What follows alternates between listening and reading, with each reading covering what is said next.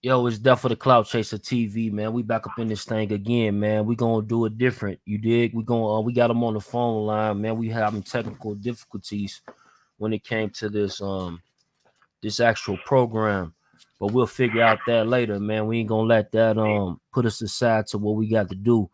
Um, we got a special guest online, man. Can you introduce yourself, brother? Peace. It's your boy Aseer the Jenkins. Happy holy day to all the Muslims, all the Asiatics all over the world, all the human family. Thanks again for having me on, my brother. Yes, sir, man. We got a few topics we need to talk about today. We definitely appreciate you being on our platform. Like people know with this platform, we try to ask questions other platforms made a miss. And y'all see the title. So with that being said, man, we're gonna start. I want you to, tell the people a little bit more in regards to the bond system and how the bond system work, brother. Because I think that a lot of people are confused and on this episode, I definitely want to make sure we enlighten some people. Indeed. Can you Mr. Helmy, right? Yes, sir. Okay. Everything in the United States is based on a third party obligation. What the United States did when it forced itself on the original inhabitants was one, to accept the foreign way of doing business, and two, to ensure that any business that's ever done in the country has to be done through the United States, which itself is, everybody says a corporation. It has elements of a corporation, but for the most part, it's really a occupational government based on hostile takeover, that uses so-called racism, or what some people erroneously call white supremacy, as a means to stack the decks against anybody of the original blood to come back and take the shit back over. You know what I'm saying? Right. So in our system, in the Republican form of government, all money has to be enumerated in gold or silver. Period. So money, for that matter, is only gold or silver. Everything else is a derivative or substitute or promise to pay. You understand? Yes, sir. Not the obligation, not the ability to just pay straight out. Right? This is the obligation, right? So what they did after they forced themselves, after what we call the Civil War, these different wars and everything happened, forced themselves. Once there wasn't enough indigenous people, enough organized to fight back against it, what they decided to do was take control of all the gold hoards and then rob everybody's ability to pay their own debt. And then supplant that with the evidence of the occupational government's debt in the form of what we call FRNs, or Federal Reserve notes, which are different than silver or gold certificate notes that look the same up until they stop being issued. And then once the United States did that, they then stepped in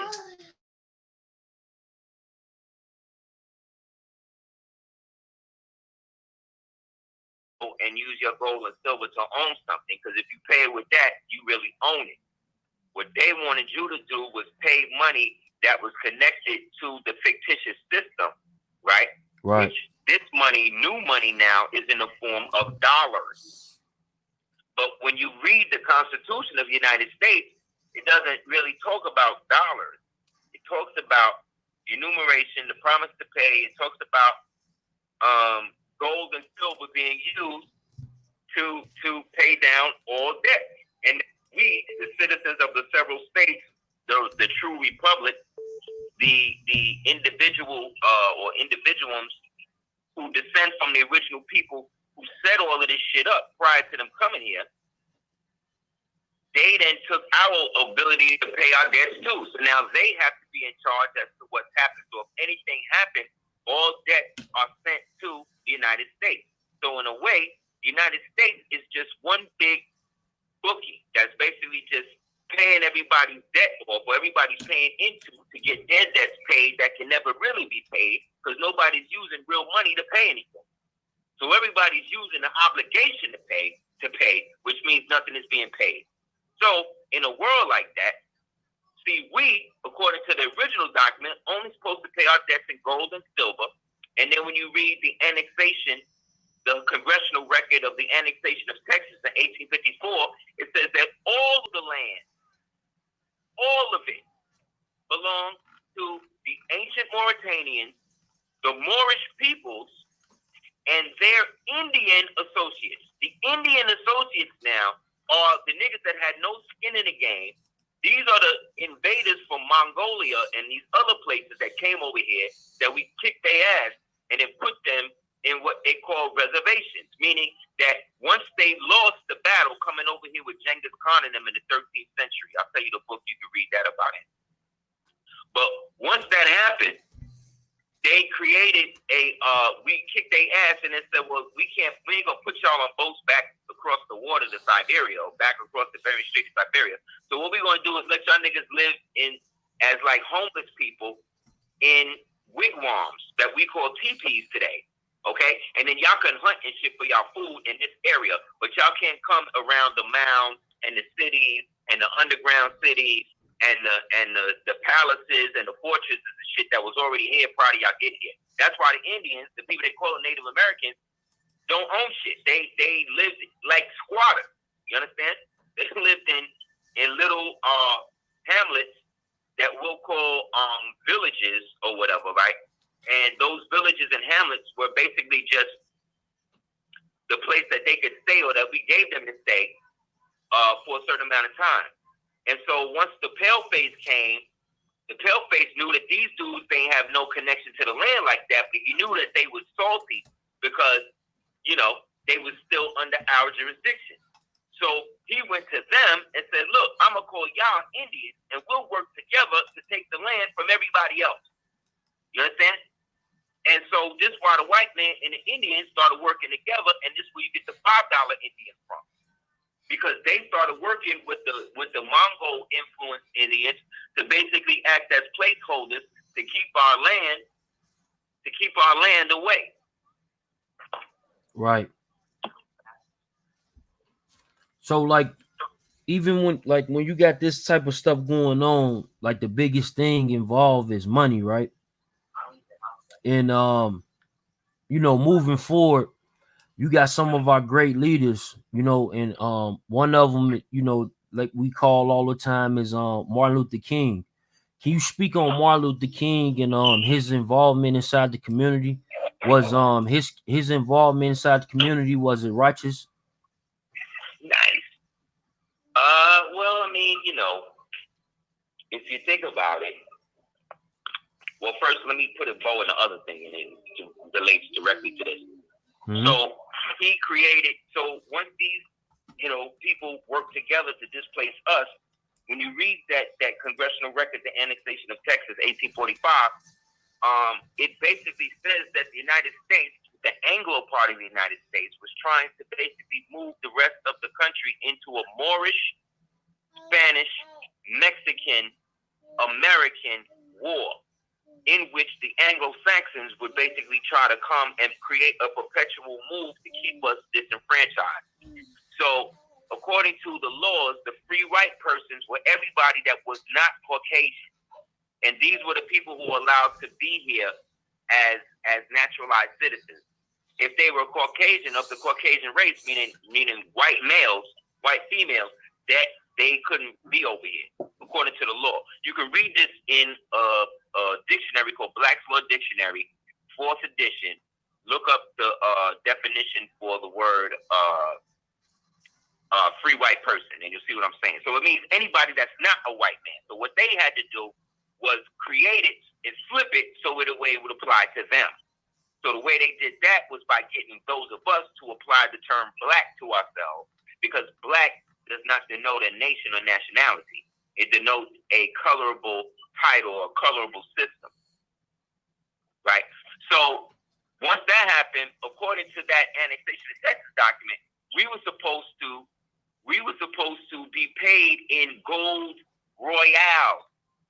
Okay, the royale is equivalent to the gold and the silver dinar. These are Moorish. This is Moorish money that we Moors was always supposed to be paid in, not no U.S. dollars. U.S. dollars didn't really exist like that. What existed was the promissory note that they created to pay. So once they got rid of all of this stuff and figured out how to freak it, what they wanted to do was manifest a position in which they would be able to attach ourselves or themselves to us perpetually. So this is where the bonding birth certificate system came in, because now what they want to do is tabulate all of the chattel property that they have jurisdiction over, i.e. all of the Asiatics, all of the indigenous people, all of the original people that were already here that are now being redesignated and recalled Negro, Black, Colored, Indian, Mexican, whatever, just so that way they can disassociate the true inheritors from the land. So if the inheritors left you a will, and in the will it said, yo, you can get all of this back so long as you maintain your original nationality.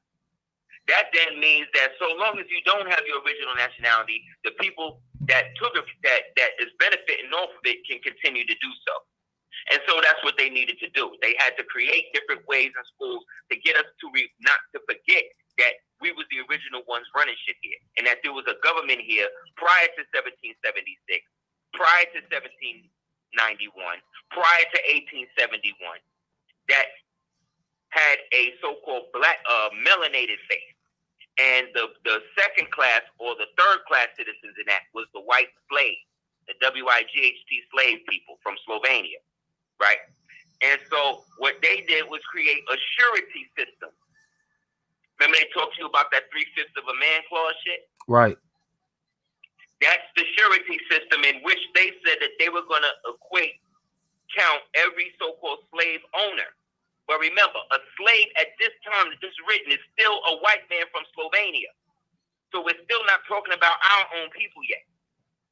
Our own people could never be slaves because they are genetically not Slovenian. So to apply a Slovakian archetypical demonstration on them is a perpetual misnomer, meaning that it is like me calling a cat a dog and then everybody agreeing that this cat is a dog. You understand? Right. You can't do that. So what happened was they had to create laws in schools and shit to force this information on everybody. And that's when everything started going to hell. And so they created the surety system by which now they went and flipped the plantation. So remember Django? Stephen was the nigga cutting the checks in Django. He was the one that really owned the plantation and all of that. He was standing behind Carl Candy, the white man, who was really an old slave, right? Who was descended from the slave part of the family that switched so that way the black side, the Stephen side, could still run shit, but not be looked at as traitors, you see, to the black people that he's still ruling over, but instead he using the white man as the face for it. You understand what I'm saying? Right. And so this created a surety bond between the grantor and the grantee. The grantor's trust would be Stephen. He really runs shit. He really owned it all because his ancestors was basically descended from those blacks that came here with the Spanish and the Portuguese in the 13th, 14th century to take our land from us. Then we kicked their ass so bad over here that they wound up on plantations. But some of them was able to come and flip it. And then in that, they worked with their white soldiers or whatever to help institute this new thing. So the white men, so they have a concept called major minor and minor major.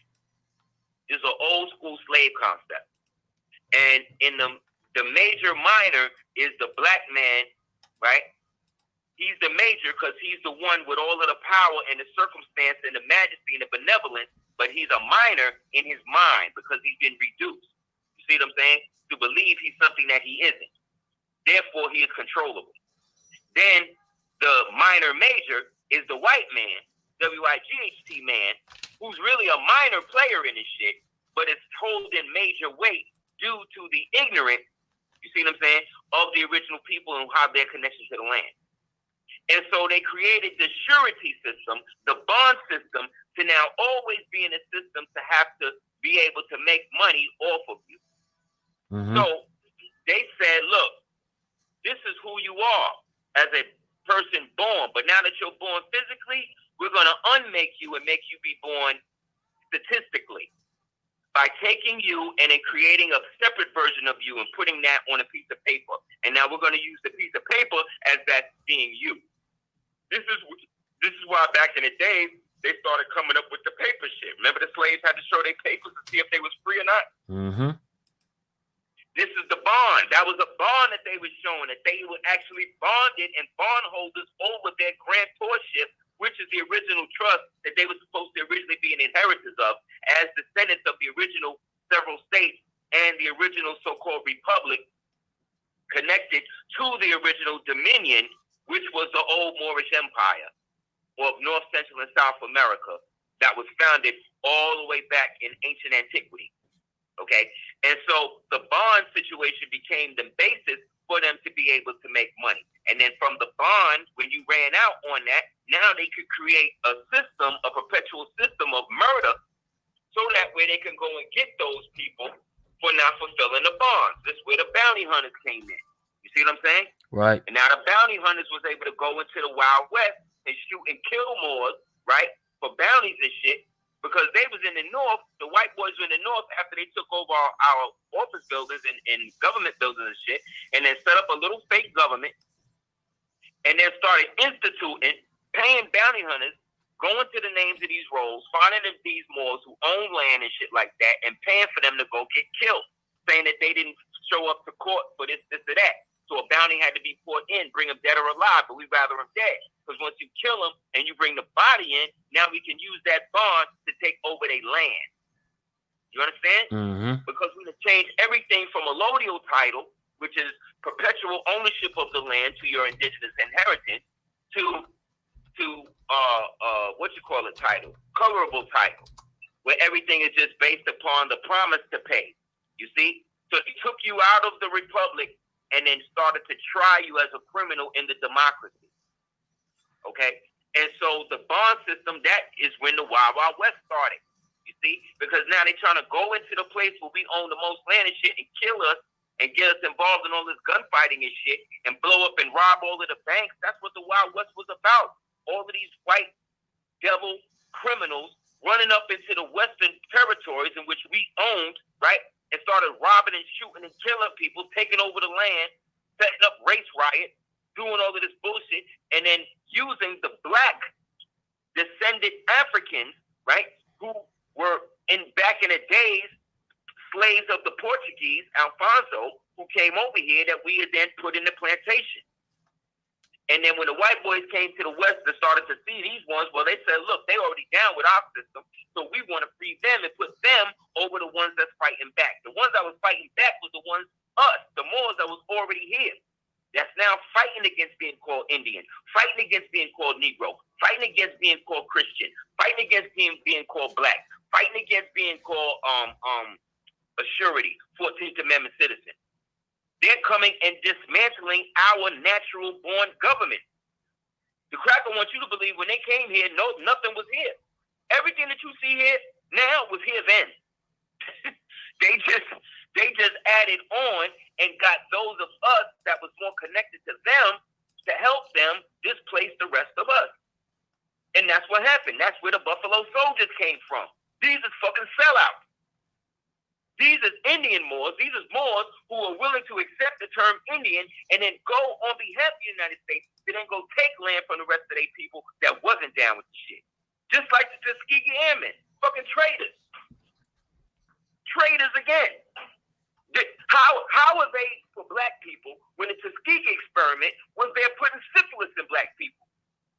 controlling them and monitor them for generations.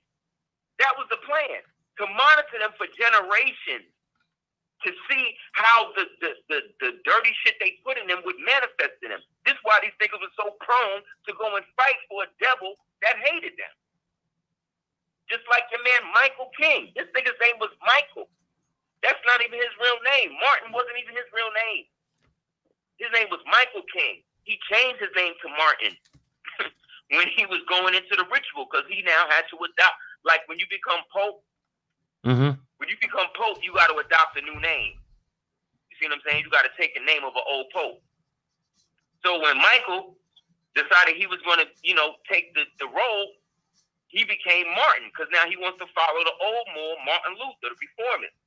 Because Martin Luther, the old European who created Lutheranism, that was a black man. All of these niggas that we think was white was black, but they happen to be European. And those European blacks had the tendency to use their slaves to do their work for them. And their goal was to bring their way of doing business over here and getting us to adopt that. And that's what they did. To the point now, we all born with English names. You know what I'm saying? Right. But Michael started out as a insecure boy. He witnessed his brother jump out, something was happening, or he had some sort of illness, and shit got real hectic in his house, and something happened, and his brother literally jumped out the window and killed himself. At least that's the story. And they said it psychologically damaged him. And so he had a pretendant, they said he had a preponderance. This is Martin King. He had a preponderance to go out there and do things to get people to be into him. This is a psychological evaluation. Now, I don't know the man. This is just from mad books I done read about this nigga and shit that I done researched and stuff. So, long story short, he was very smart, but he wasn't, like, brilliant, you know what I'm saying? But he had a very good oratory voice. And so very early on, the people that he was involved with, his father and them type of people, they knew that this dude was somewhat special and that they could do stuff with him or for him.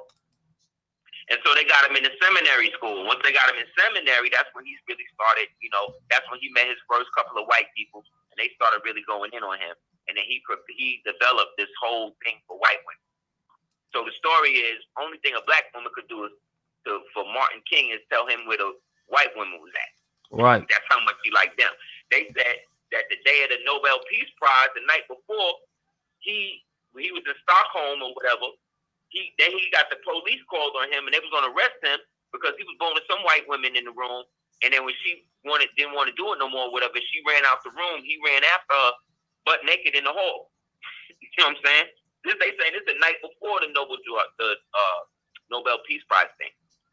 So he already had these issues. Plus, he was a Christian, and I told you, all the black Christians are descended from those old school traders that adopted or were forced into the Christianity and then became soldiers in the Union Army, which was the army for white supremacy.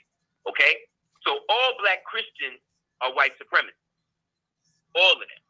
Okay? Because black folk, the Christianity that black folks supposed to be dealing with, if they was really dealing with it, they would be Muslims. But they not. You know what I'm saying? They're following the Roman Christian thing. So they wonder why they get Roman punishment. So let me ask you a question though, like going back to like MLK, right? Like you talked about the white women, and like today what we'll see is that these same white women who he was behind the scenes messing with is the same white women who has been on like these campaigns for the past 20 years against the black man on how, we don't like to protect our women and we leave them in result of what we going off of what Malcolm say, if you would have me, meaning that we trying to keep it peace when they tell us that our families ain't going to be able to eat. If a man is in the household and the man knows that he's only making pennies on the dollar, what is he to do? Stay in the household and watch his kids not eat? Like, these are some of the things that now that we able to. What's supposed to happen was the community was supposed to get together as it did before integration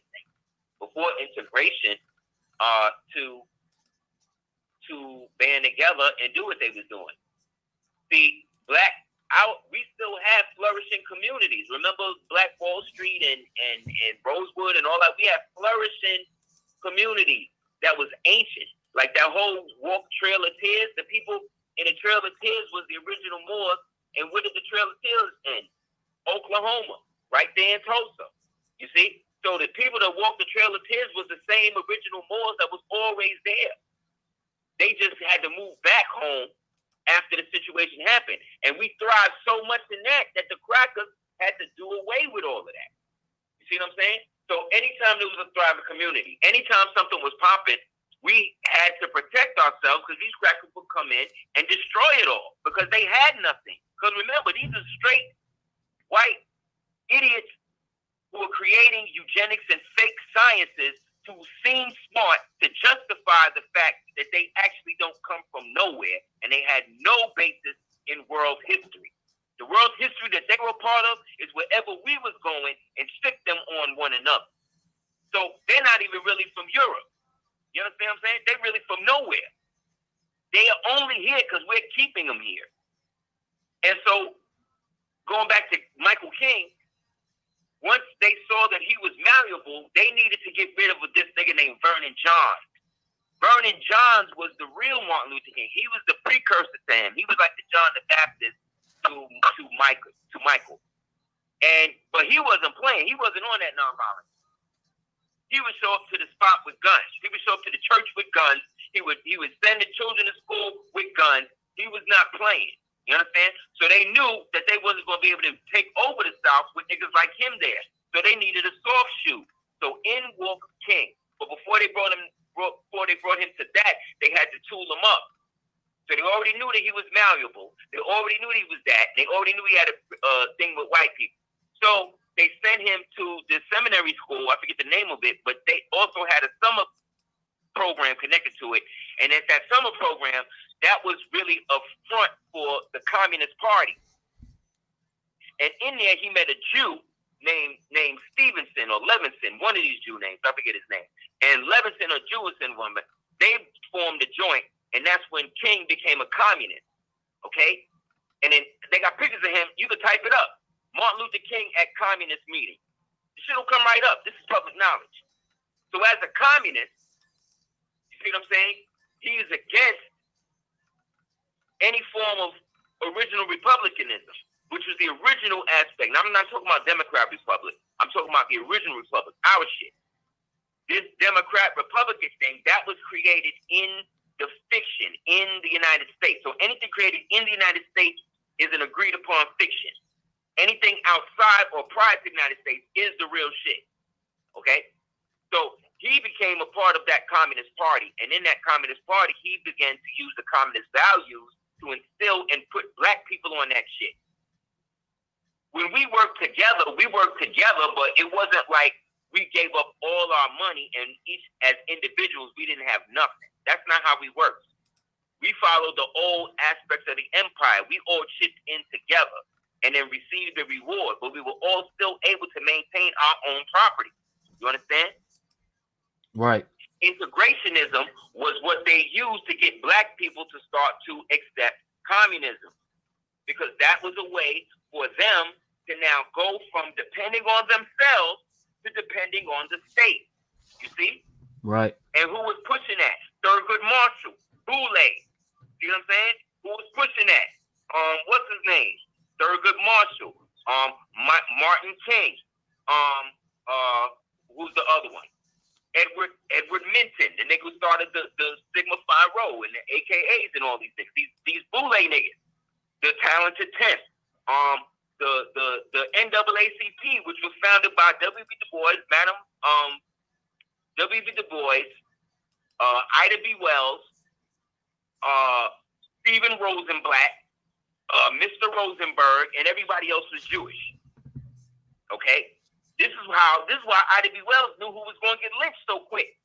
Posse in New York, as soon as somebody gets lynched in the South, she knew exactly what happened, and it wasn't no damn phone, and it wasn't no damn internet.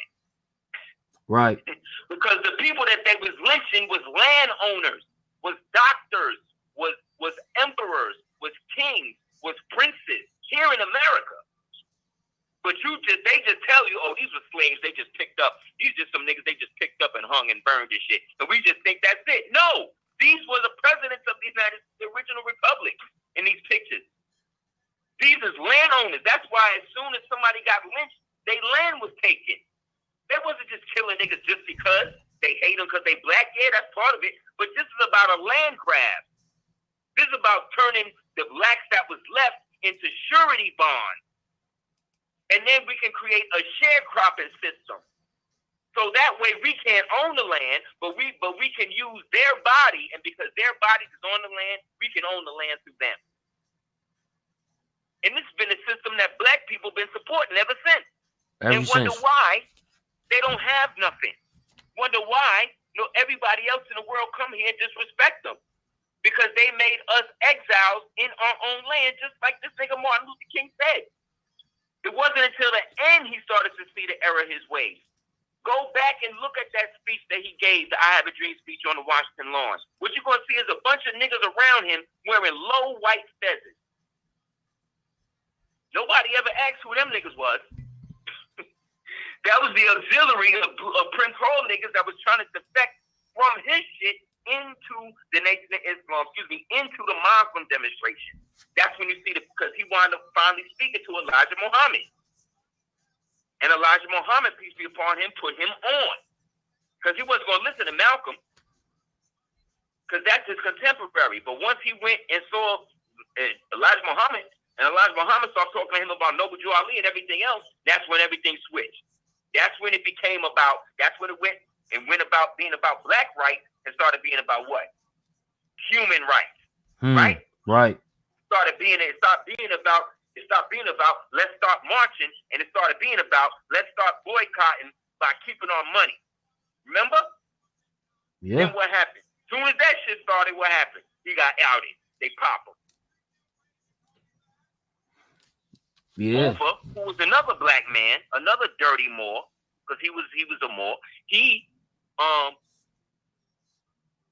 was King's handler.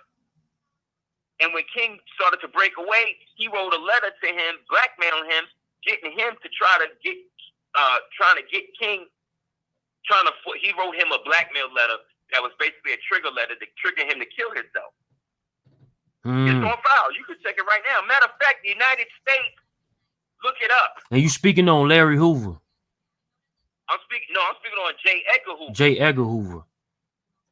J. Edgar Hoover, the nigga they said is white, that was really a black man who was a self-hating homosexual as well as transvestite, but he was also practicing Moorish science in secret. And because he was great friends with A. Philip Randolph, another black boule nigga, they worked together.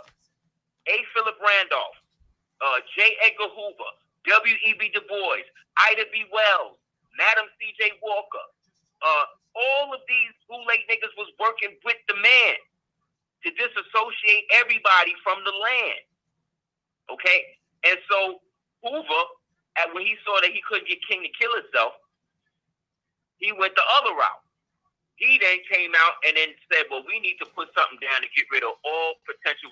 We don't want any more Noble Jew Alis rising up.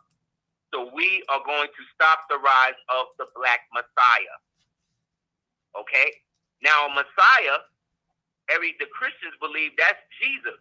But when you read the real Bible, the Geneva Bible, or the Keber Nagath, or the Apocrypha, right? You will read about where it talks about the people raising up and waking up to a better understanding of themselves, and the people being the body, and the body being the Messiah. Okay.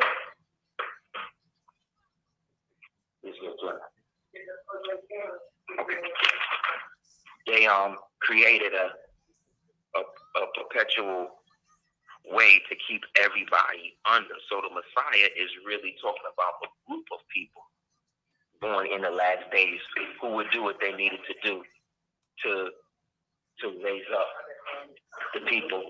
I heard you. for the people, but they don't know how to disassociate that from the dogma they were given, because the Christian preachers that gave them that dogma are the same ones that have been working with them for the past 200 plus years to keep them outside of their natural self. And so every hero that they bigged up to us, right, that was there, that they was going to basically big up and give power and props to, most likely he worked with them, whether it be Frederick Douglass, whether it be Harriet Tubman, whether it be whoever. They're not going to give us nobody that was really down for us and was going to create a way for us to be here without them. Nice.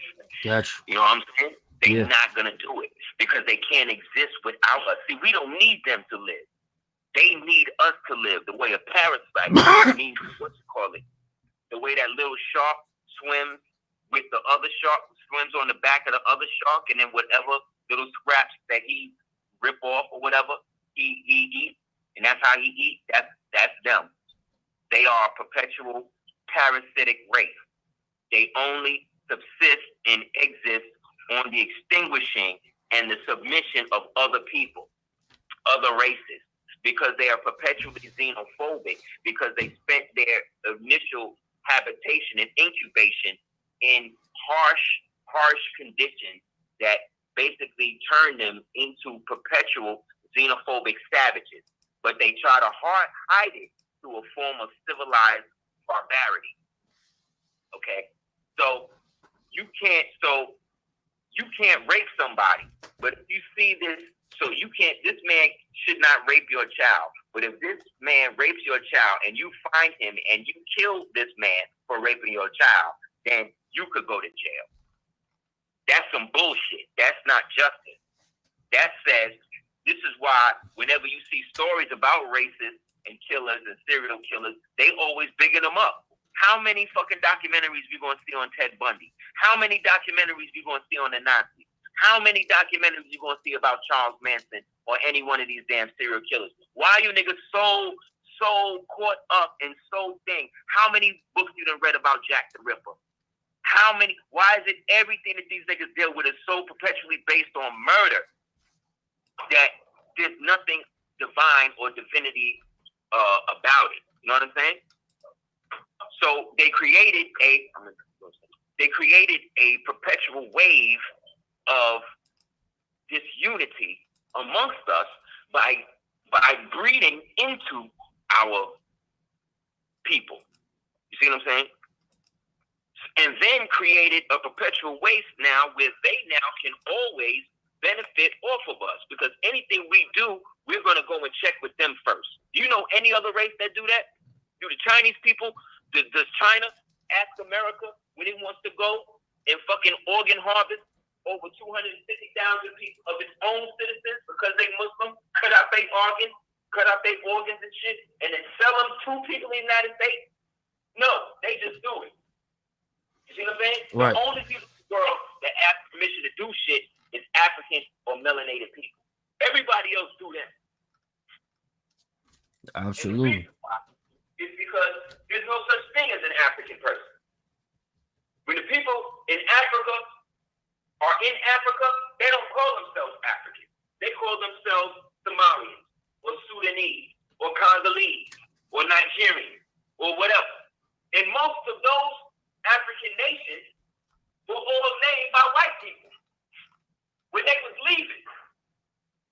Most of the African nations, upon that era, remember, these niggas just got free in the 60s. Think about that shit. That's not a long time ago. Right. They just got free, and they not, because when they left, all the 64 African nations paid into a trust called the perpetuation for the continuation of colonialism. And each one of these African nations, 64 of them, paid about 25 to 35% of their national GDP to England, mostly to France.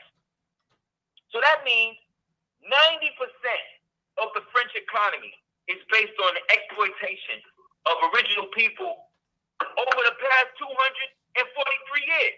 Is anybody going to shut France down?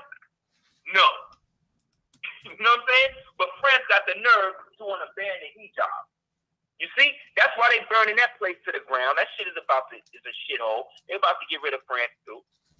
It's already started with Britain leaving. Britain have left the Brexit, and they gangster. These are niggas that set the shit up. And they say, you know what? Y'all keep paying for this shit. I'm out. So now, in another 10 years, you're not going to have no England the way that you have it now. It ain't going to be perpetually Christian. That Christian England shit is dead now.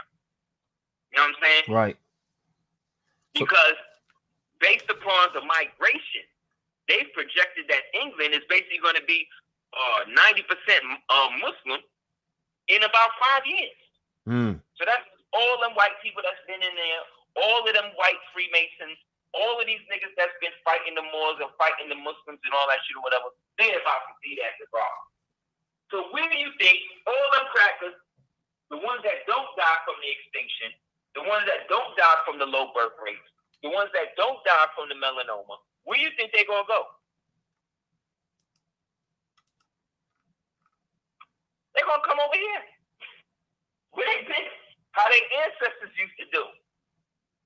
That's what I'm saying. When shit got hot over there, they would just come over here.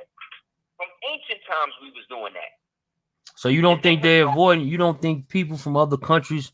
Because I've been seeing a lot of people with saying, like, you know, they own movements on we need to get back to Africa. So you thinking that it's a lot of people that's pretty much still wanting to come to the United States for some sort of freedom? Yeah, I think the cracker know when he say Africa, he's talking about Earth. When the Moors say Africa, we're really only talking about Libya. Because Africa was named by Moors, by Latin speakers. There are no Latin-speaking tribes in Africa today. So if that's the case, that's like you being a so-called black man, right? And then I say that you're Spanish now, right? Right. You're gonna be black until you're not Spanish. But once I get you to acknowledge something and you accept it, then that becomes the law. That becomes the reality. You did? Right. And so, if you have a name for your people, and you decide to not call your people that, you want to call them what I choose to call them, that means I run you and your people. It's simple. It's simple. Dogs don't name themselves, do they? Cats don't name themselves, do they? Cars don't name themselves, do they? Men do that. Right. You see?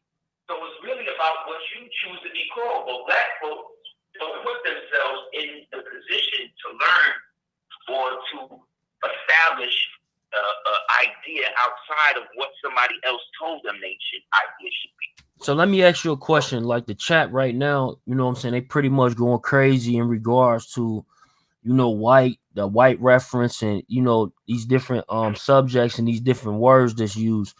Can you like break down the difference between the word white and black for me? If you could start with white. Yes. First of all, the term black, right? Right. Everybody wants to get into being black. Well, I'm black. I mean, this is blacker than this. The term black is German. The word black comes from black or black or black or black. Okay? That's a German word.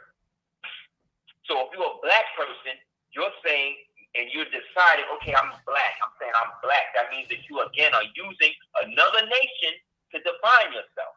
Do you understand? Because you're using a German word. So when the Germans was dealing with people with no nationality, meaning those Moors who had been denationalized, who had been taken over, or was just straight on some like piratism stuff or whatever, they would label them as bleak, because they had no nationality, no flag. You see what I'm saying? Nobody to that represented them. They was just out for dolo, for self, for nothing. You see? And those people were seen as brigands. A brigand was somebody with no nation that would just come and rob you. Who that sound like? Right. It sounds like these people. Then if you want to be a African, like I said, that is a word developed by the Carthaginians, of people with a nationality. You and I are ancient Carthaginians or can be considered ancient Carthaginians because we are descended from the ancient Moors, from the Moors. And the Moors were descended again from the ancient Carthaginians, the ancient Canaanites, the ancient Moabites, the ancient Egyptians, the ancient Phoenicians, you understand what I'm saying? It keeps going back. We don't deal with no modern bullshit. All this modern shit is why everything is messed up. Because everybody got because everybody got a view of themselves because they watching themselves through somebody else. We are all looking at our lives through the eyes of a goddamn caveman. And we're wondering why shit look blurry. You know what I'm saying? Right. Because we're constantly using words that he done created to identify ourselves and wonder why we're in a perpetual quagmire. Because this nigga uses words as spells. That's why they call them spelling bees. You understand? When you cast a spell on somebody, that's a form of sorcery. Right? The root word of sorcery is what? Source. Right? And so when you outsource or resource or insource something, you are taking the resource for yourself. And we are the greatest resource that this universe has ever seen. And he is, so everything you see this nigga doing to the planet, he done to us. So because everybody else in the world let this nigga do what he did to us, or we let it happen to ourselves, now it's happening to everybody else in the world.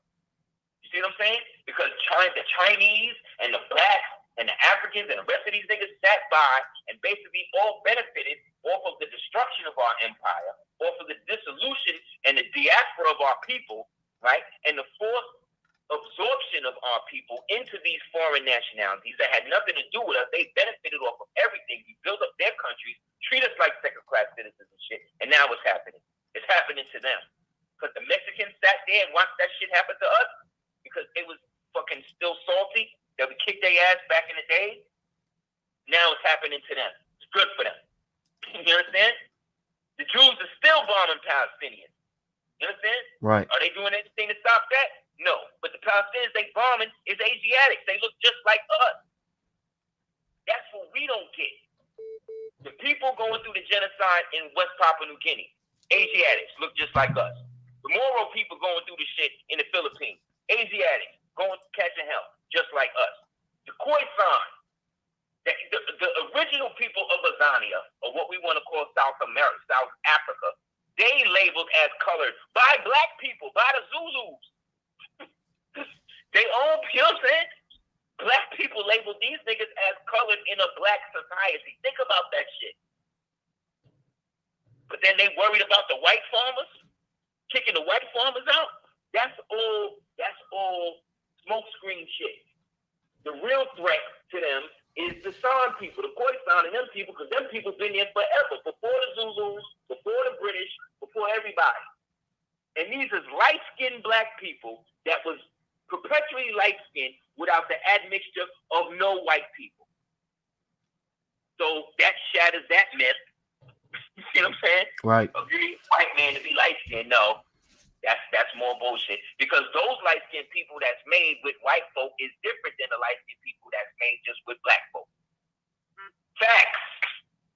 It's not racism, it's facts. Black women, when you have babies with a white man, there's a what is this thing called? It's like a pill or something that you got to take in order for you not to abort the white man fetus. This is real shit. Look it up. But they don't even tell black women about it. They just say, oh, well, you just got to come in for OBGYN or some whatever. And you know, black women, they don't know. They just go, whatever. But no, if you want to have this your womb is the womb of creation. So anything that is there to negate creation has to be vetted by it. And if it don't hold up to the original snuff, it gets rid of it. Because that's how the body works. Like if you eat a grape, right? Your body don't digest the grape. No, excuse me. If you eat a raisin, right? Your body don't digest the raisin. Your body is digesting a grape. Which means that your body turns the raisin back into a grape before it eats it. It digests it. Think about that. So you mean to tell me if you're perpetually of one sociological and one physiological identity, and then you choose to downgrade that, right, by hooking up with a recessive identity, you can't get mad when these children come out confused and don't feel like that they're full people. Because you perpetuated that. If you a so-called black man and you a so-called white woman, and y'all both, you believe you black and you believe, and she believes she white, and she believes her ancestors used to enslave you, you are perpetuating white supremacy. You are. Especially the niggas that was marching with King and all these type of niggas, because all them people, you talk all of that stuff, but the integration wasn't to make black people better. That was to give white folk more time on the planet, more time to put their foot in your ass. You see? So again, if black folks is black, but black is a German word, if black folks is African, but African is a Latin word, and there's no Latin speakers in Africa, then that's why Africans don't refer to themselves as that. So what are African Americans doing? Who are they? What are they saying? What are they returning to when they go back there if they was never from there? See, the ones that's returning, to me, is the ones that's descended from the original ones that came over with the invasion in the late 12th to 13th century with the Portuguese and them trying to take our land. And these are the perpetual slaves that we kicked their ass and put them in what became the slave system in the South.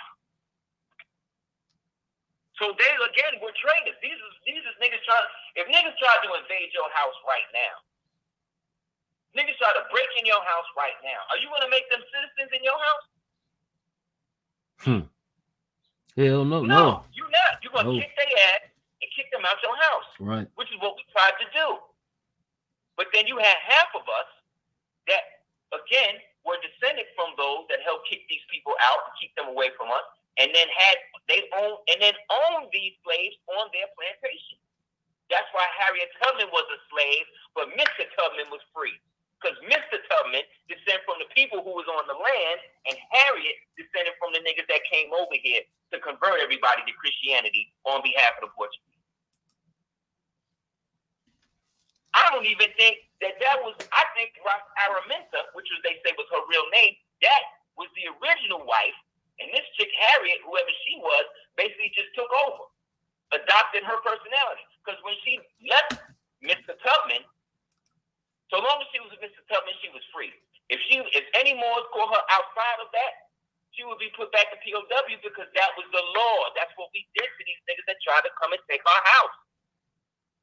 And so what she did, she became a spy, right, for the foreign black, white Europeans who was already establishing a power base out of the East Coast, and started to work with them to come into our lands, right, in the South and the West, and convince those native-born Moors or those slaves, again, the descendants of the ones that was put on there for their hostility against us 150 years earlier, started to preach to them and told them that they could come and be free with her.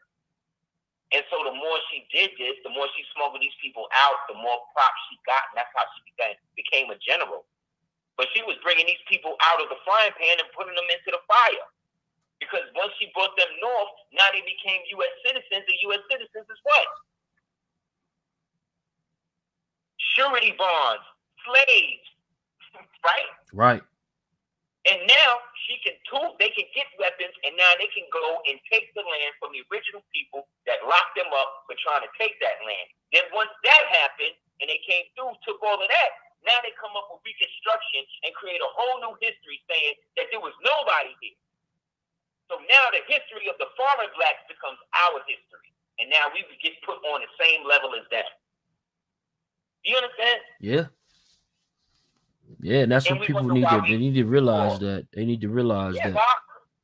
They worked it out totally. And the blacks and the whites been working hand in hand to make this shit happen. They've been giving us this false doctrine, this false thing. You mean to tell me you know all of this about, you know about King Tut, you know about Ramses, you know about Timbuktu, you know about the Giza Pyramid, you know about the Khufu Pyramid, you know about all that. Okay, what about Pakal Bhutan? See, Crickets. What about El Camino? Crickets. What about Montezuma L? Crickets. What about the Chicamacha? What about the Panahasua? What about that? That shit is more connected to you than all of that Egypt shit. Right. See? But to know about that type of stuff I just mentioned, you know where you gotta go? You gotta go to places like Germany. You gotta go to places like England. You gotta go to places like Morocco, because that's what they got in all the books. All the statues. They got statues of us as indigenous Moorish Americans over there in Germany to this day. Black as all hell, with war bonnets and tobacco and fezzes and turbans and all of that. That's why in Django, the white guy, Dutch Schultz, right, was from Germany. And when he was in the cave, he was talking to Django, and he realized, oh shit, the story of Brunhilde and Hans is being played out in front of me. And what did he say? He said, by my honor, I am nobly bound to help you. In the movie, the white man saying that. Was the black people helping him do that? No. Because again, these crackers know.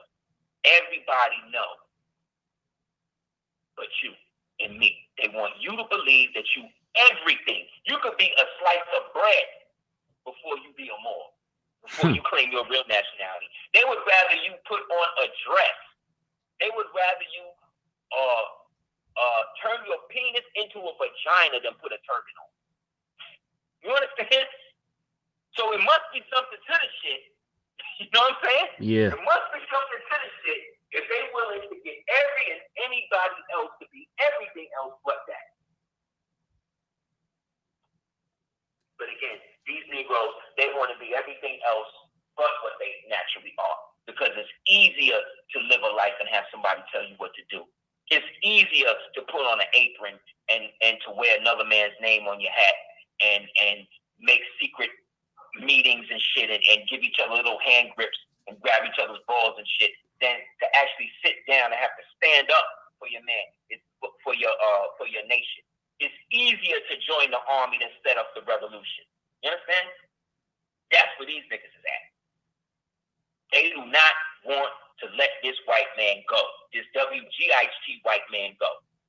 WIGHT white means, again, a creature, a phantasm, a perpetual criminal, someone born into perpetual savagery, a ghost, an apparition, something that does not exist.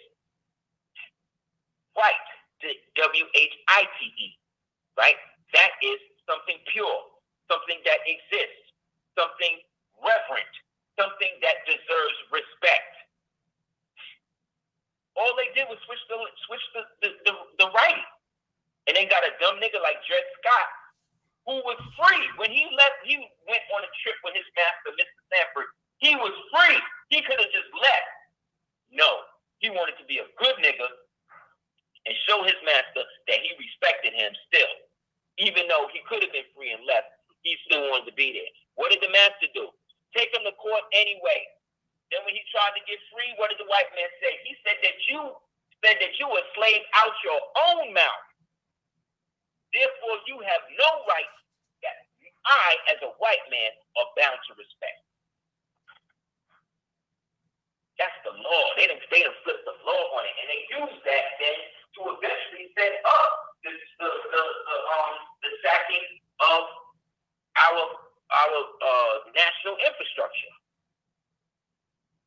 You gotta understand, the first U.S. city to be attacked and bombed from the air was white people doing that to us. The first attack, the first mainland attack on in modern era was done by white people doing that to black people because it's our land. This is America belongs to us. The United States is theirs. And because they are perpetually broke, they do everything under color of title. So to have a color of title is different than having a proper title or a allodial title. They done took that out of the lexicon. When you bring up allodial, go down to the county, the file sheet to bring up the word allodial, they look at you like you crazy. Right. You know the law to the letter. And these crackers will still find a nigga to help work with them against you. And the nigga know you right. He know that you right, but he will still uphold the shit that they told him to do. Yeah. So when you look at somebody like a Jay-Z, right, who creates a movement or whatever they're trying to say or whatever, trying to make this thing. Now all of a sudden this nigga do election, right? All of a sudden now this nigga barely talk. Now he out here trying to do lectures, trying to look smart, trying to look smart. Can't form one thought without stuttering, right? Used to deny interviews because he wasn't thoroughly media trained. Now this nigga wants to be a prison activist. Why? Because he wanted to put y'all niggas right back in the prison, in the rap. He wanted to put y'all right back in the trick bag. Why? Because what he's talking about is prison reform. You can't reform these prisons. They're privately owned.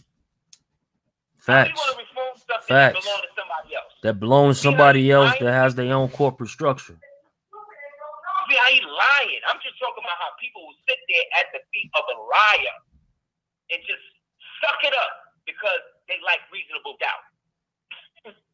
You know what I'm saying? Niggas, you don't got to do nothing to oppress niggas. You just got to have a little bit of money. And these niggas will soft shoe you into whatever. They'll justify whatever. Well, yeah, he broke the NFL thing, but he playing chess, not checkers. Any nigga that say that, sell out. Sell out. Why? Because I hate Jay-Z? No. I'm totally indifferent to the nigga, like all of them, because I look at all of them as agents. I don't look at any one of them as an individual thinker, because they're not. You cannot think individually around them people and maintain your status quo without getting sacrificed. Are you crazy? That's how Rome works. They're not going to change the rules of Rome for you, nigga. No, you either get down or you lay down. That's what Rome is mob rule. If the mob say it's cool, that's what it is. Okay? Carthage was the republic. Carthage was the true democracy, okay? We was the ones creating all of the stuff that Rome inherited and thus far still don't. Moors did that. Those were Moors. Those were not African. Those were not, you know what I'm saying? Africa, like I said, in order for you to be African, when that term was used, you had to be of Carthage, which means then you had to be a Phoenician, which means then you had to be a Moabite, which means then you had to be a Canaanite, which then means in ancient times you were Mauritanian, which then means you are more today. And what niggas hate is that we can trace our shit all the way back to that. Ask a black man, ask a black woman what nation they come from. They're going to look at you like you're stupid. But ask them where a Chinaman comes from. Ask them where a Chinese man comes from. Ask them where a Polish man comes from. Ask them where a Puerto Rican man comes from. So you mean to tell me everybody else in the world got a name for their place but you do? And somehow or another you think you win it? Or I'm crazy? Because something wrong with me? Because I could walk around with a feather turban and tell this white man ain't shit to his face and he accept it because he see what the deal is? Something wrong with me? Because I don't want to be labeled under a German term?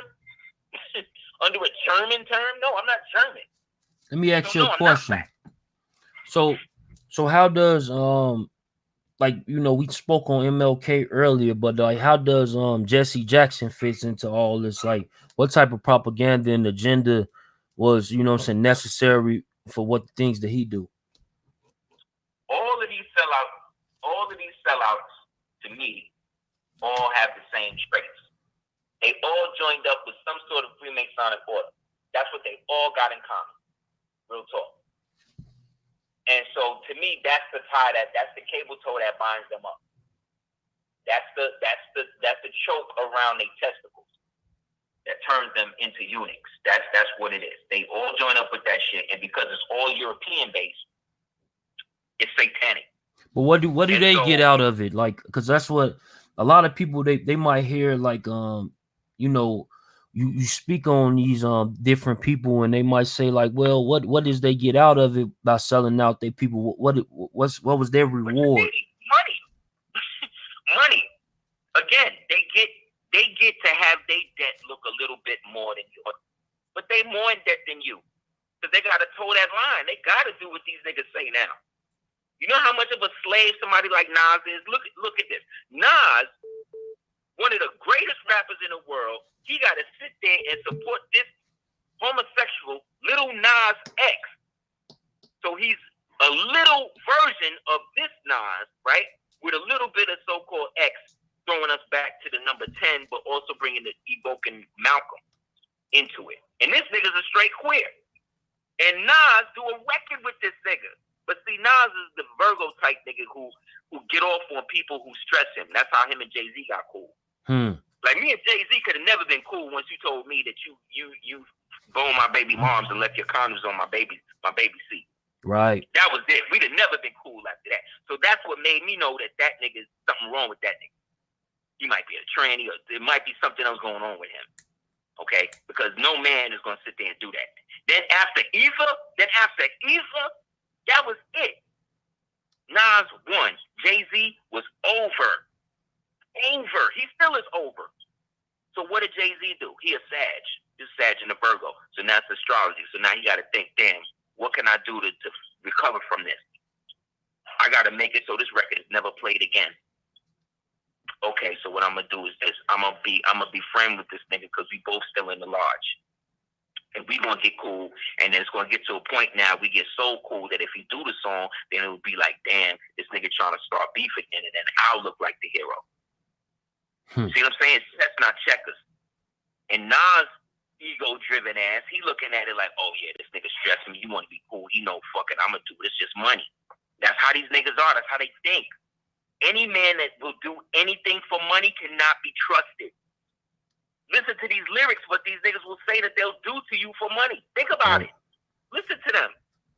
They talk about raping your mother. They talk about blowing up your car. They talk about shooting you. They talk about stealing from you. Talk about throwing money in your face. You ain't shit. We've been listening to that for the past 20 years. So what, these niggas just rap like that and they don't really think like that? Fuck out of here, man. That's how they all think. So again, this nigga Nas will go and do a record with his replacement. This Grammy this year was all about the effeminate gay rapper being raised to the height of the mainstream rapper to show the world, look, we finally got rid of the heterosexual hardcore rap niggas. We got a whole bunch of bitches now. We got Tyler and his little pink shit. He's gay. Then we got Little Nas. He's gay. Then we got Sway. He's probably gay. And we got him. He's gay. Again, it's not about the gay thing. It's about the fact that gayness, homosexuality, is used as a weapon against black men. I don't give a fuck how supportive a black woman is, the so-called black woman is, for gay rights or this or that. You do not want your son being raised like that. And if you do, something wrong with you. You bought it. These African nations that Trump just banned to America all have one thing in common. They're not fucking with that homosexual shit. That's what it is. They are not trying to allow their people to be weaponized into becoming homosexual degenerates. So again, I'm not calling homosexuals degenerates. I'm talking about the weaponized homosexuals that are used to degenerate the natural heterosexuality of melanated people, because that's not our culture, Degena. This bitch ass nigga, this other nigga, Jadena, this nigga that walked with the human hand puppet, Janelle Monáe. Yeah, I know exactly what you're talking about. This and nigga like trying to justify homosexual in Africa. Wow. Is that what's on his agenda now? I didn't know that. Yeah, that's what he just did. He did a whole interview on that. After Malik Yoba came out talking about if you Tank came out talking about if you suck a dick, you're not gay. This is what they doing to young men. Then right after that, that's when Malik Yoba got outed with that situation. Then right after that, that's when Obama came out with the toxic masculinity shit. There was Steph Curry. Right after that, Steph Curry got emasculated by his girl. Remember that shit happened. Then right after that, that's when the shit happened with what's his name? The other homo thing that they came out with. I just had it. So it's a sequence of events. Because the threat to white supremacy is the heterosexual black male with knowledge of himself. One of us with knowledge of ourselves can do away with this entire society, and they know it. Right. So what do? They get our own people who have been mixed in with foreign people that look like us to hate on us. That's why if you're the one in your family that agrees with the shit that I'm talking about and everybody else in your family ain't, you're the one that descend from the original ones, and the other ones is the ones that's descending from the ones that helped put us in the trick bag in the first place.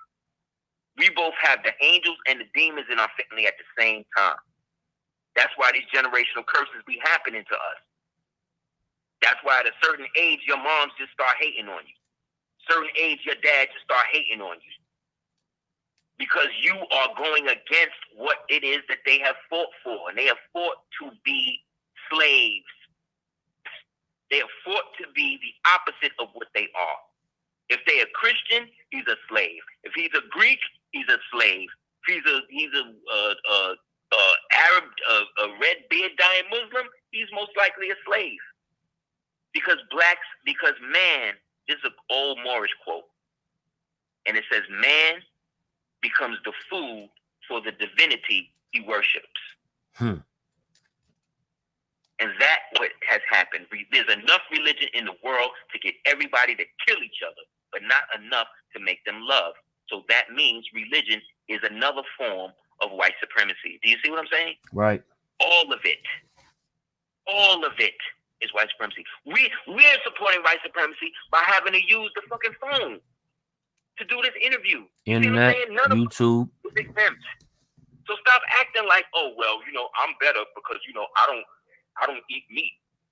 I don't do this, or hey, I'm better than you because I only, I don't eat cow.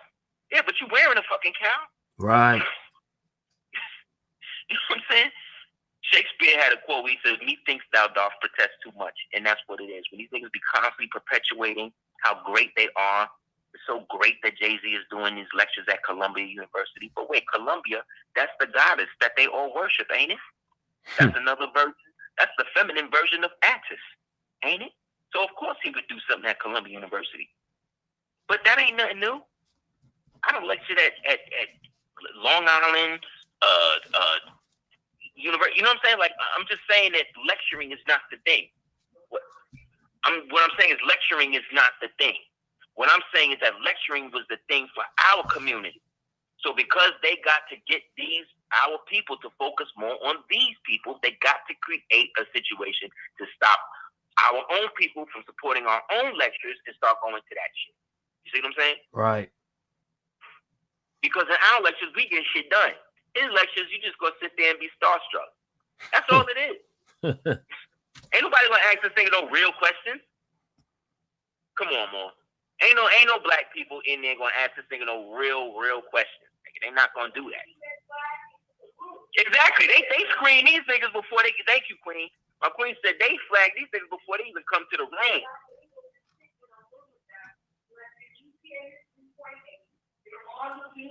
Unless you're on the list.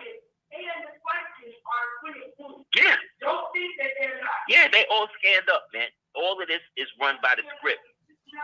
That's a scam. That's called a scam. It's not like Jenkins has friends in jail. Right. Oh, yeah. Matter of fact, that's what's funny thing he said. I was watching this shit and the nigga said how he still got his street homies calling him from the joint, talking, hey, you could do this and that. Ain't no nigga from prison calling Jay-Z, nigga. No, nobody from niggas that know him don't even got his own number. He is not taking no calls from prison. Like, come on. Like, come on. Come on, bro. If that's the case, then why not just buy Marcy? Why not buy the whole shit from the Ingersolls? I know exactly who own it. The Ingersoll, the same niggas that own LG, the Jews. Why don't you go and buy it from them? You so cool with them. No.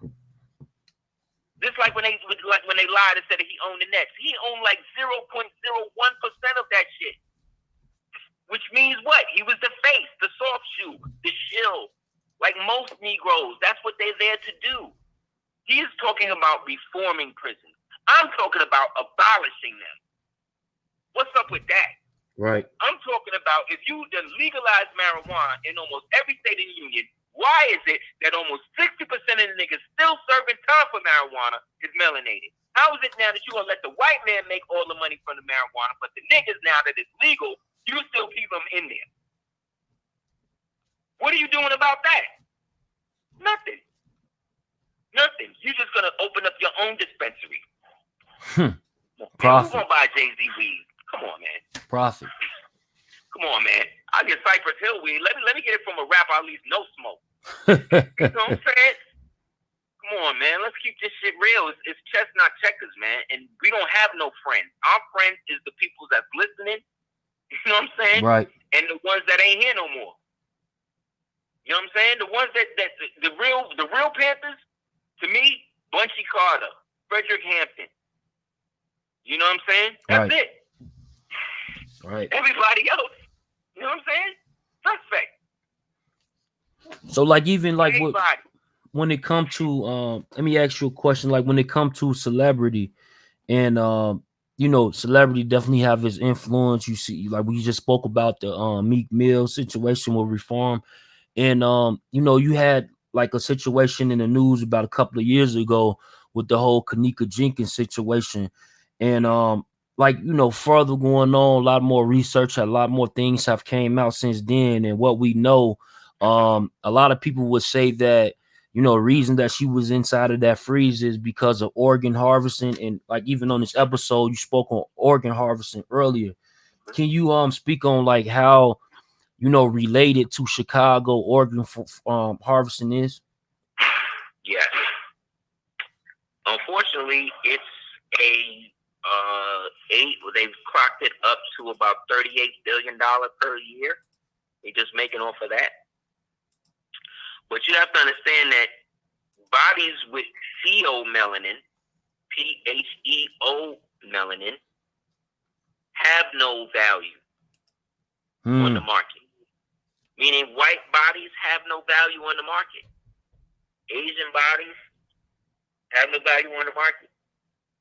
The bodies that do are the ones that have heavy melanin concentrate. They also, the Chinese found back in the 80s, there was a group in China called the Falun Gong. And the Falun Gong were a group of Tai Chiists, basically. And they developed a form of Tai Chi that they would just meet up in the morning. This is all they did. They didn't have no group or nothing. They would just meet up in the morning and they would do Tai Chi. That's all they would do. And eventually, you had thousands of people just waking up in the morning doing Tai Chi together. Well, the Chinese government, which is communist, which is atheist, which is satanic, right? Mm-hmm. Decided that these people were a threat to the state, and they started to round them up. And they rounded up so many of them that they started to lose money in terms of places to put them. So one general had the bright idea to start organ harvesting them, and then using their organs, because they found that the Falun Gongs, the people who were practicing Falun Gong, when they would look at their organs, even though they weren't melanated or Chinese, they had a certain chemical balance in it that seemed to be more healthy than the people in China that weren't doing it. And this is why you don't hear about the Falun Gong no more. Because they done basically, so went from the Falun Gong they doing that to, now they started doing that to the Uyghur Muslims, because there's a heavy Muslim community in China. So many, in fact, that they got their own temples, they own. Now these are the old ones descended from the old Moors that was in ancient China. Okay? A lot of them are. And when it came out that this is what the Chinese was doing, it was a big thing in the Muslim world.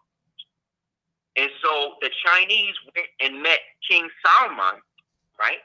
Who is the psychopathic genocidal maniac who's running Saudi Arabia now, who had his whole family basically arrested on behalf of the United States, and he also is a Jew, and he's the one that's working to break Saudi Arabia up into 3 different parts. And he's the one that just allowed the Jews to come to Mecca. He's also the one that's pioneering and championing the popes the Pope's initiative to merge Christianity and Islam together into one religion called Chrislam. Okay? And so this guy, Salvis, said, when they brought it up and said, well, the Chinese can do what they want to those Muslims because that's their government and we can't come out and say nothing. So now, this is why I know I ain't no Muslim. You know what I'm saying? Even though Allah is God and I'm Islamic and a Muslim. This is why the Prophet said that we Muslims, because he didn't want us to be localized with the rest of this vermin out here posing as sheiks and posing as imams and all that. Because these wild white Arabs is the same as the ones that you see that's posing as $5 Indians and all of that today. Kenneka Jenkins, now the thing with that is, the research I was doing is that body that they found was not even Kenneka Jenkins. That was a sister named Antonia L. Evans. Okay? Mm-hmm. And that was actually her body. And Antonia was buried under the Kenneka Jenkins name because Kenneka is actually walking around here somewhere because she's connected to them people. Look up all the human trafficking arrests in a lot of these urban cities. You will see more black people than white people. Because the prophet said, if you're not, yes, Ben. Because the prophet said, if you're not careful, it'll be your own brother that put you back into slavery. And that's what these niggas is doing. So this organ harvester shit, this has been going on in Crown Heights. They just busted all of these Jews in the Crown Heights area for doing that.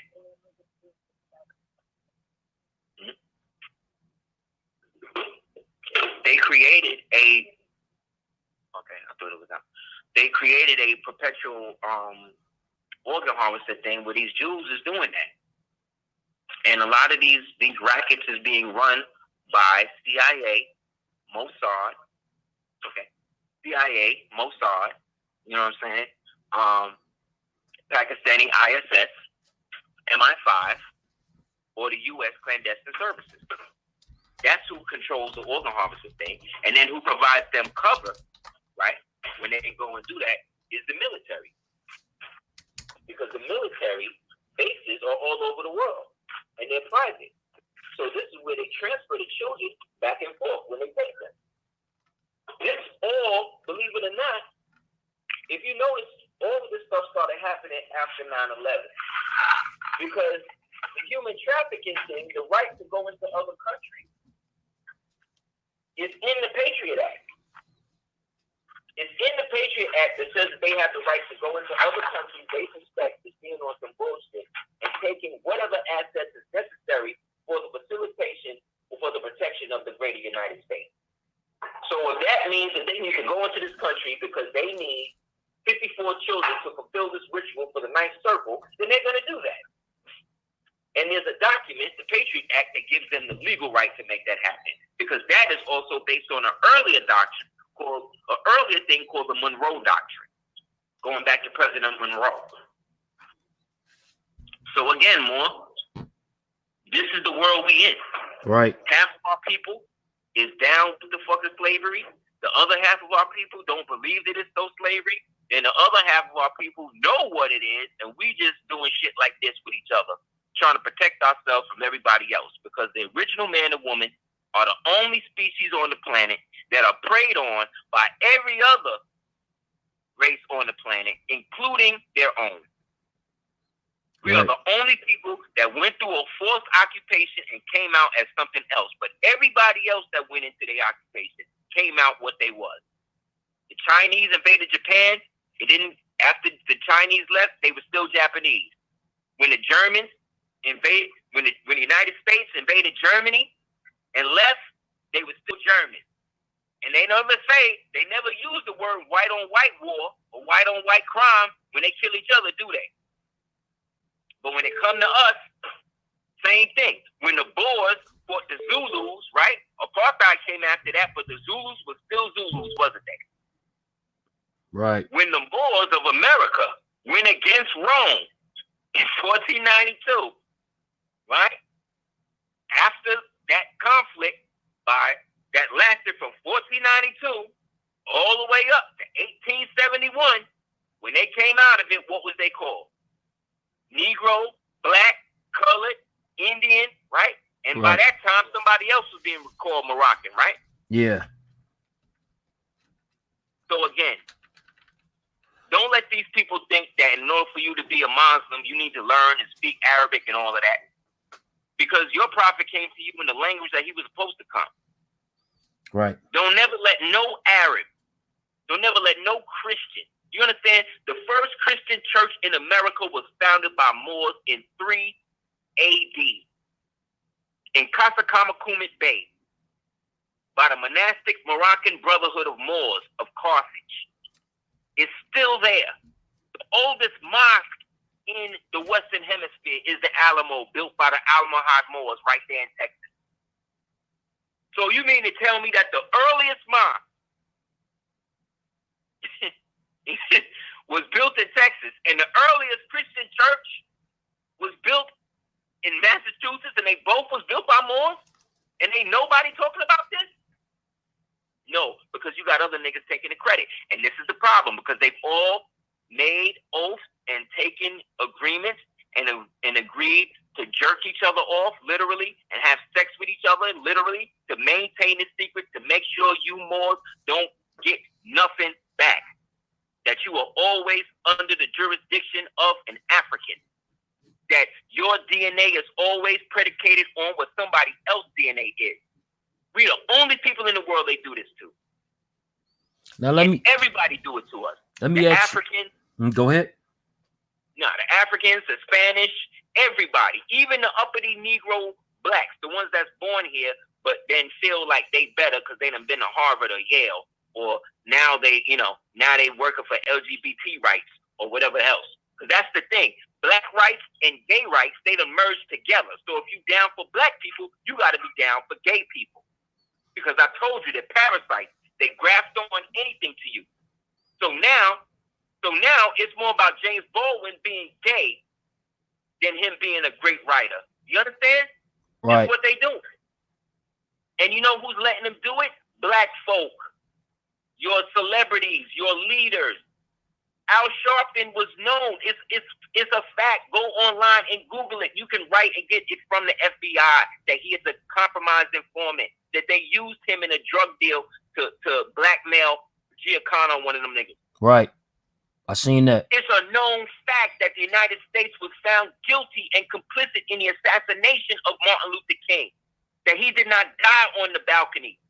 That back they made it to the hospital room, and in the hospital room, 3 white Master Freemason doctors came in the room.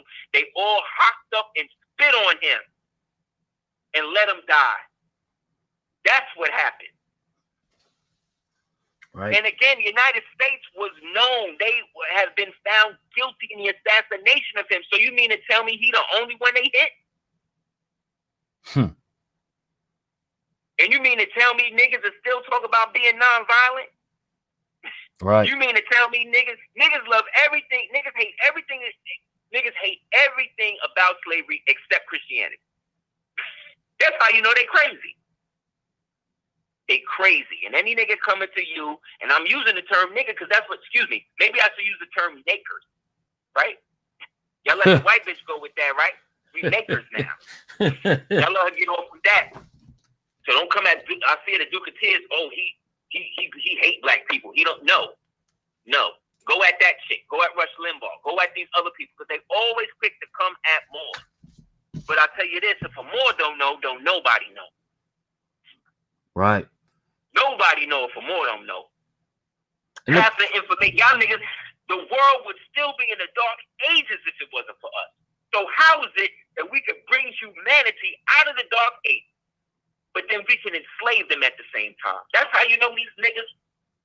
That's why they kill them 3 a week, man. Let me keep you here real quick. Like now when we talking about the organ harvesting with Kenneka Jenkins, like far as like Chicago, why would they be targeting a city like Chicago, Because Chicago is where the temple was founded.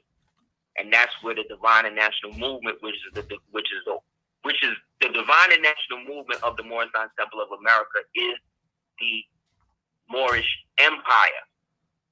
So the whole empire is consolidated in the divine and national movement. And that was established firmly in Chicago. And when it happened, there was a mayor at the time named Mayor Anton Shermaka. Just back in the 20s. So remember, this is Chicago now, and the Prophet there.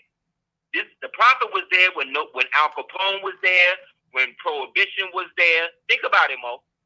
Al Capone was there at the time. Prohibition was at the time. What you call it was going on. They was just about to get into World War I. Like, this was the roaring 20s. Okay? The Prophet and the mob of them niggas, they was under the Prophet because, okay, going back to World War I with Turkey and them, right? The Turks and them during the Crimean War was all black. After the Crimean War, which was the first mechanized war in history, modern history, the Europeans decided that they needed to break, in order for Britain and them to really rule, they need to get rid of Turkey. So what they decided to do was supplant the ruler of Turkey with what they call the Ataturk. This is now a nigga from Greece. A white man from Greece that they're going to make Turkish and make him the head. And then when he becomes the head, they're going to use him to break up the nation. Okay? So the Ataturk winds up coming in, and right when he came in, they said, well, we're going to adopt the Fez. So they brought all these Fezes from Morocco and Tunisia between 1881 and 1903. And so the Fez became the national headdress of this Turkey. So the Turks who was in Turkey think that they was going back to the old Ottoman Moorish Empire. But the Ataturk, by the end, then abolishes the Fez, then abolishes the nationalistic aspect of Turkey and brings it into a more European white version of Turkey, okay? Mm-hmm. And now all of the Moors, the blacks that was running shit, they now get to be redesignated now as Afro-Turks. And their original dialect, the ones that speak it, they get killed off. Then a lot of those escape into Iraq and Iran, and they become part of another group of old Moorish custom called the Kurds, the Kurdish people. These were all Asiatics at one time too. And they worship a black god. In Egypt, he was called Amun, but the Kurds refer to him as Malik Tos. He's blue, and he's got peacock feathers with flame in his head. That's another version of Amun, but for this word, Malik and Malik is the same word. So Malik Tos is this god they call him the Peacock King. That's why the Arab Muslims hate the Kurdish people and try to exterminate them because they're more connected to us. Anyway, when the Ataturk did that, the young Turks that was in Turkey, Turkey at the time, rebelled. And so if they saw you with a Fez at this time in Turkey, they shoot you. So what the young Turks started doing was wearing the derby. You know what the derby is, right? Not the top hat. It's like a small top hat that Al Capone and them would wear. Talking about the little short hats, not the big ones, but the short round. They got a round top and they're kind of small. Right. Just type in a derby. Derby hat. You'll see what I'm talking about. You've seen them in every mob movie, especially ones with components. These hats that these mobsters always wear. These small little, almost look like little cups. And they got a little, that the brim turns up. Anyway, those derbies became the symbol of the Fez.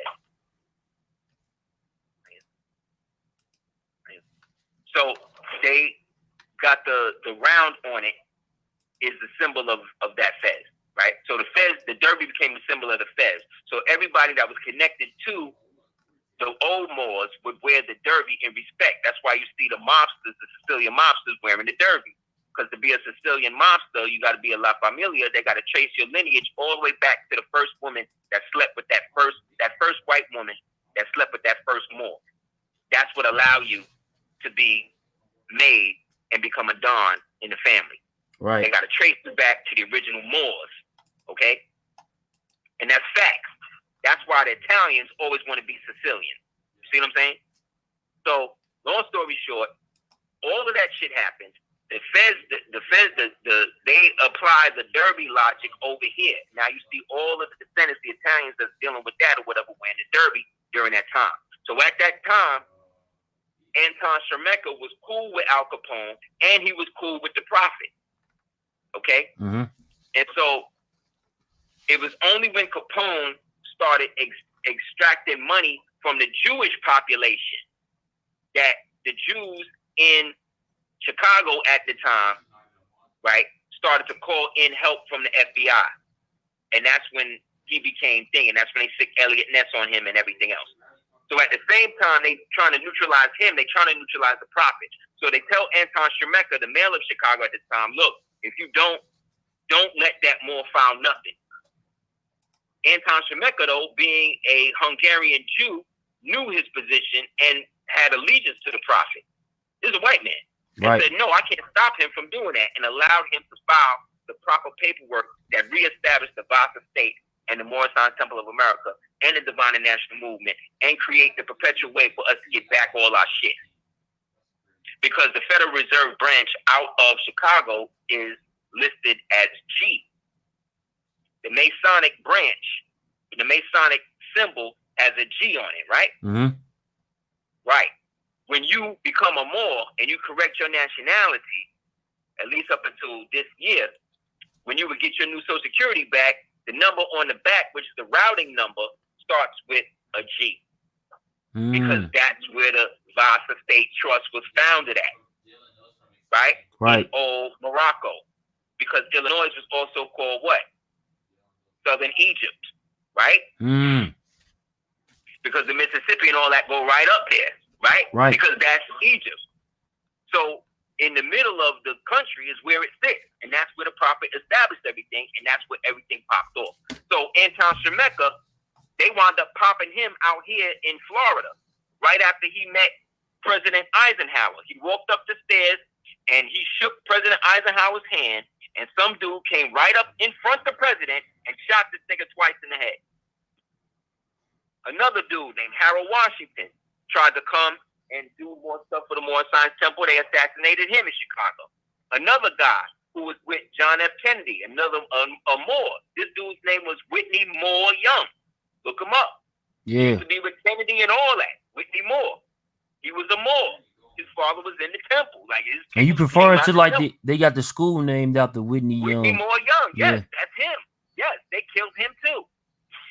Because he was connected to the Moors, and he was trying to put people on, and they don't want you to know nothing about no. You know real what's Moor crazy? history. That his school, like I'm from Chicago, and like his school is like, as far as education wise, like when I was growing up, was like one of the top best. schools, in the whole city of Because Chicago. he was down with Kennedy. Because he was one of the niggas that helped Kennedy get in, because Kennedy was cool with him through the Irish thing. But remember, the Irish was under the jurisdiction of the Moors too, remember? Right. Get a book, y'all, called How the Irish Became White. Get another book called Wild Indians, called Wild Frenchmen, called Wild Irishmen and Frenchified Indians. Get these books. Get another book called The End of Iberian Rule in America. Get another book called Diplomatic Relations of the United States and the Barbary Powers. Get another book called Golden Trade of the Moor. Get another book called Othello's Children in the New World.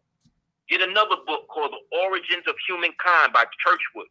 Get another book called The Moors in Spain, Stanley Lane Poole. The Moors After Spain, Stanley Lane Poole. When Nations Gather by Sultan Abdul Latif. 12 Secrets of the Caucasus by Assad Bey.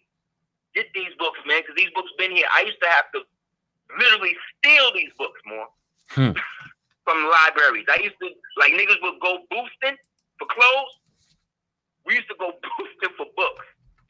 Go to college libraries, all types of shit. When these niggas was out clubbing, when everybody was out clubbing and drinking and smoking and trying to fuck bitches and all of that, I'm reading. I'm trying to figure out how to get this stuff straight. To the point where I felt like I was literally going crazy. And then I just put all the books down and realized that sometime in order for you to get educated, you got to stop reading. You got to stop reading and comprehend what the fuck you're dealing with. Absolutely. And so this is what happened. So they've murdered mayors. This is a perpetual secret that's now open. See, when you're not a part of anything, you could be down with everything. So we Moorish Americans, so me, I see Moorish science in everything. I see everybody's a Moor to me. That's until they say they not. And if you say you're not, then what you're telling me is that you're not somebody that practices love, truth, peace, freedom, justice, or equality. So I don't need to be around you no way. So you doing me a favor for not being this. Because what you're doing is showing me exactly who you are and by which whom you descend. You understand? Yeah. And how did the Irish become white? Yeah, get that book. How did the Irish become white? By locking you niggas up through the police force. That's how they did it. They found a place to become powerful in the city government, and that city government shit came from the bounty hunter stuff. And I told you where that came from. So all of this is about tagging and bagging original men, because we are the inheritors of not only this land, but in every land. We are the indigenous men and women of every land mass on the planet. We didn't come out of the Africans. The Africans and everybody came out of us. You understand? Right. I am not African by descent. Excuse me, I'm not African by descent or nativity. That's like my cousin. Just like I'm not European by descent or nativity, but I will have some of that DNA in me. But the European DNA that you see in me ain't coming from no white man. Ain't no white man, no recessive gene can ever supplant a dominant, period. Unless the dominant reduces and makes itself recessive, which is what they've done to the black man and black woman. So keep wearing dresses. Keep sending your son to drag queen story time hour. Keep sending your children to school where they get their locks cut. Keep sending them to these crackers and everybody else who abuse them and wonder why they come home as slaves. Keep doing that. When all you got to do is what Malcolm and everybody else said, do for self. Stop being an integrationist. Stop acting like you got to take everybody else's consideration in before your own. That's a mob Roman mentality, and we are Carthaginians. We are Moors. We got our own language. Proconium alut, tilisum alut laudis. That means all praise is due to Allah. And also confederate Americum magnum pax at more, which means, again, we are the magnificent people they refer to as the Moors. And we will always be that. So you can hate, so y'all niggas can keep hating from the sidelines. We're going to keep working on solution-based material. And y'all can keep going to these lectures from these collaborators and these traders that basically is fattening you up for the camp or whatever else they got for their Negro slaves. The rest of us is going to be here. And when the boots do hit the ground from these foreign troops, and when we start flying our red Moorish flags from our crib, that's the same red blood of the lamb that you read about in the Bible when the spirit of death was coming, and they had to put the blood of the lamb on the joint. Coming on right now. Closing it up. Put the blood of the lamb on the door, like it says in the Bible, and the spirit of death would pass over. That red flag represents the red blood of the Moors. So when you put that red flag up, that's exactly the same instance, because we are the ancient Hebrews. We are the original Muslims. We are the original Egyptians. We are that because we're the only ones maintaining the ancient custom today without any European or foreign influence. Praise Allah. So until then, if anybody want to holler at me, hit me up at houseofl@hotmail.com for individual consultations or whatever. Please check me out on YouTube. You can go to Aseer the Dupateers on YouTube. It's mad stuff on there. If you go to Blog Talk Radio, you can check Super Heru Radio. You can listen to the classes from the last 7 years we did before we stopped the show. If you hit me up on Facebook, I'm Aseer Ali Cordoba, but you know they ban me like every month, especially when I go in. So I went on the Epstein thing and the Harvey Weinstein thing. I did a documentary, a DVD called The Breakaway Society, and I talked about how a lot of these Freemasons are actually castrados, meaning that they had their testicles cut. Some of these niggas got testicles and artificial vaginas put in. Well, the chick from the Harvey Weinstein thing proved me right, and she said that he actually has a penis and with no testicles. So look that up. Go check that out and see what I'm saying. And and it ain't just him. It's a lot of them, black ones too, that's walking around with all that shit the same way. And they want to tell you how to be a man or a woman. Because they worship a dirty god named Attis, who will call the Statue of Liberty, and that's a castrated transvestite god. So if you down with that, that's the Roman shit you down with. Stay away from me. Stay away from the Moors. You definitely cloud chasing, and we're definitely gonna blow you up. Oh, and lastly, please check out CordobaOrganics.com. Anybody that has any type of skin ailment, skin splints, or anything like that, it's the only Moorish American, 100% owned, 100% organic, no artificial thing on the market, which is why you probably never heard of it. They rather you work for Carol's daughter and put all that mineral and shit that's going to give you cancer in a couple of years. And again, Carol's daughter was bought by who? Jay-Z. So it all comes full circle. You know what I'm saying? All right. Absolutely. Hey man, we appreciate you, brother, for tapping in, man. Like I told the people, hopefully we can do this often. We just did it back to back, so we're gonna let y'all, marinate on all this information. We're gonna see if we're gonna tap in with the brother in about a month or so and get back to it, man. But we definitely appreciate you, brother. I appreciate you, brother. Again, thank you again for having me on. Big up to Cosmology Bay. Big up to the Sultanate, the Almanacanos, Estados. Big up to all of the Moors, all of the Asiatics, everybody in the Moor Science Temple of America, everybody in the Divine and National Movement, all the Moors that are declared, all the Moors that are not declared, all of the ancestors that left, all the ancestors that's coming. We got to support the fighters. Even if you may not agree with what the Moor doing, big up to any Moors that's putting work in on this cracker, whether right or wrong. All right? Islam. Love. Gotta get going. All right. Look forward to seeing you later. All right. All right, brother. Salute, brother. Islam. Yeah, people. So like I told y'all, man, remember when I told y'all had to wait a few minutes, man, when we was getting ready for the episode to come up? As y'all can see, man, that was a lot of information there, man. Very powerful. Like people were saying in the comments, don't just take what he says as the truth, write it down and go do your own research. You know what I mean? That right there help you, because the thing is, what someone asked me a question, about this whole Gayle King situation and how Gayle King, and I just told him it's all about propaganda. It's the same people that's trying to turn people against the black man. But at the end of the day, they were saying, so what do we do moving forward? And what my answer was? My answer was, we need to reteach. So in order to reteach, we have to have moments like this. We have to, even though we do a lot of stuff on this channel, man, for sure. But we have to have moments like this in order to reteach, because a lot of this history is painted wrong.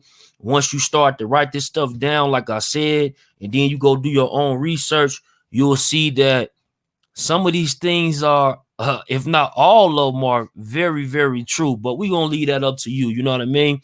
But, man, we definitely appreciate you, man. All the new subscribers, we definitely appreciate y'all. Everybody who been staying down with us since we, first got in the game, man, on interview 1. You know how the interviews have, build up momentum, how the channel is doing a lot better. So we definitely appreciate everyone who stays in tune, man. I don't want to keep you for long. I'm gonna chop out that first 20 minutes. So in about an hour or so, the video go in and it just go in. So that little gap that we had when we first was coming in with the technical difficulties, we won't have that on the actual episode. Okay, and yeah, you say the likes. We got 58 likes, people. Like, if y'all like this type of content, you feel me? Like, we need 100 likes, man. We need 100 likes. We got 100 people in the building. And I know for a fact we had a few hundred people when came in the building and left out, came in, left out, came in. So if we can do any type of, like, I'm not asking for donations. You know what I'm saying? Y'all don't know the behind the scene works that happens with these different type of interviews. Shout out Cosmology Bay. You don't know what type of research that goes on. But at the end of the day, if y'all can just hit that like so that the message can at least get to, everyone involved, like meaning that people who need to hear this message, they get the message. That's how they get the message. That's part of the algorithm. If y'all don't know, the algorithm means that if people are constantly hitting likes, even if you hit the dislike, you know what I mean? That's cool too. Just hit something. Comment on this video, and share it, of course. That type of stuff helps the message get out, man. I know y'all want this message to get out there, man. Just took the platform to a next level. Salute, man. Salute. Mo, salute, Mo, salute. Right or wrong. Your research. Yep. We woke, we litty in the ear, no doubt, man. I appreciate y'all. Like I said, everybody that's subscribing, I appreciate y'all, man. Continue to subscribe, man. We gonna continue having messages like this. Like I said, we probably won't have brother Duke of Tears, Aseer Duke of Tears back on until maybe a month from now. But we probably have someone else in his place in regards to, you know, saying this knowledge and, you know, getting it out to the general public, man. Different things of that nature, man. Because like I said, at the end of the day, I ain't gonna lie to you. They got agendas and so do we. They got agendas, so do we. They got agendas, so do we. Just keep that in mind. You know what I'm talking about? I always remember that when you coming over here watching Death for the Cloud Chaser. Just know that they got agendas, so do we. Okay? Salute, man. Power, peace. Salute everybody. If it offended you, man, yeah, it's probably some people probably was offended by this episode. But here's the thing, man. It's a lot of things that's out there that's not for everybody. And all you gotta do is just keep on passing. Like, yo, this ain't for me. Let me get up out of here. Cause I watch things, Netflix, for example. If I put on Netflix right now and I go to the movie section where I like, you know what I'm saying, different crime and drama movies, they got stuff that that don't even speak English. You know what I mean? And I'm English speaking person. So at the end of the day, I know, damn, this movie ain't right. Let me get up out of here. So keep that in mind too, people. Don't let things offend you like that, man. Just get up out of there. You hear me? Salute, man. Peace and blessings.